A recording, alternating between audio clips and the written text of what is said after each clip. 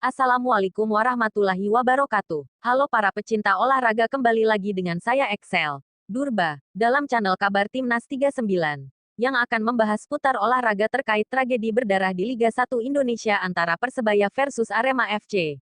Namun sebelum itu mohon ringankan telunjuk Anda untuk menekan tombol subscribe di bawah ini.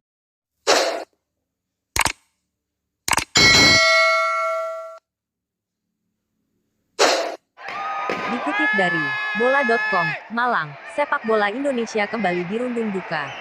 Sebuah insiden di Stadion Kanjuruhan, Malang, setelah pertandingan antara Arema FC dan Persebaya Surabaya, Sabtu, tanggal 1 Oktober tahun 2022, menjadi lembar kelam baru dalam persepak bolaan Indonesia. Kericuhan tak terelakkan di stadion yang menjadi markas Arema FC itu. Aremania turun ke lapangan setelah tim kesayangan mereka kalah dari rival bebuyutannya. Situasi yang tidak kondusif memaksa petugas keamanan untuk bertindak.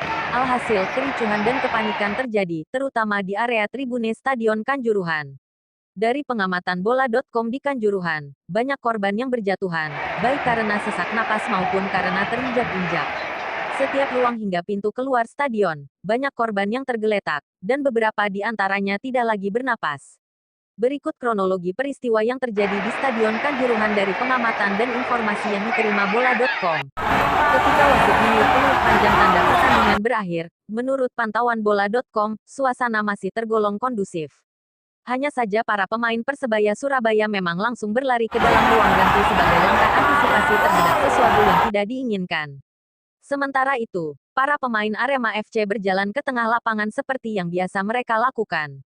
Mereka bermaksud memberikan penghormatan kepada Aremania yang telah memberikan dukungan penuh di Stadion Kanjuruhan meski pada akhirnya Singoedan harus kalah. Namun, saat itu sudah ada beberapa Aremania yang masuk lapangan. Mereka tidak melakukan aksi yang anarkis, tapi Jesutli menghampiri para pemain Arema FC. Ada yang memeluk Sergio Silva, ada pula yang berbicara dengan Kapten tim Ahmad Alfari. Terlihat jelas suasana mencekam di Stadion Kanjuruhan usai pertandingan antara Arema kontra Persebaya. Namun, situasi kemudian mulai sulit untuk dikendalikan. Seorang Aremania masuk lapangan sambil berlari membawa bendera Persebaya Surabaya yang dicoret. Kemudian aksi itu diikuti oleh Aremania lainnya yang masuk ke dalam lapangan dan jumlahnya makin banyak. Personel keamanan pun melakukan tindakan dengan mengamankan para pemain Arema FC untuk masuk ke ruang ganti stadion. Hal itu menjadi prioritas karena mulai ada lemparan botol kemasan air mineral yang ditujukan kepada tim Arema FC. Para jurnalis dan fotografer yang bertugas meliput pertandingan tersebut pun diamankan dan diarahkan untuk menuju ke ruangan di dalam stadion. Setelah itu, para petugas keamanan berupaya menghalau Aremania agar tidak makin banyak yang turun ke lapangan. Sayangnya, petugas kepolisian, TNI, dan steward yang ada kalah jumlah dari para supporter yang turun ke lapangan. Tak sanggup mengendalikan keadaan, tembakan gas air mata pun jadi opsi yang diambil. Langkah tersebut justru menimbulkan insiden yang lebih besar. Banyak Aremania yang menjadi korban. Informasinya, beberapa gas air mata ditembakkan ke arah tribune dan membuat kepanikan makin besar. Dari insiden tersebut, banyak korban yang jatuh karena terinjak oleh supporter lain yang panik dalam situasi tersebut. Ada pula yang jatuh karena sesak napas akibat gas air mata. Dari pantauan bola.com, hampir di setiap jengkal ruangan pintu keluar Stadion Kanjuruhan, ada Aremania yang tergeletak.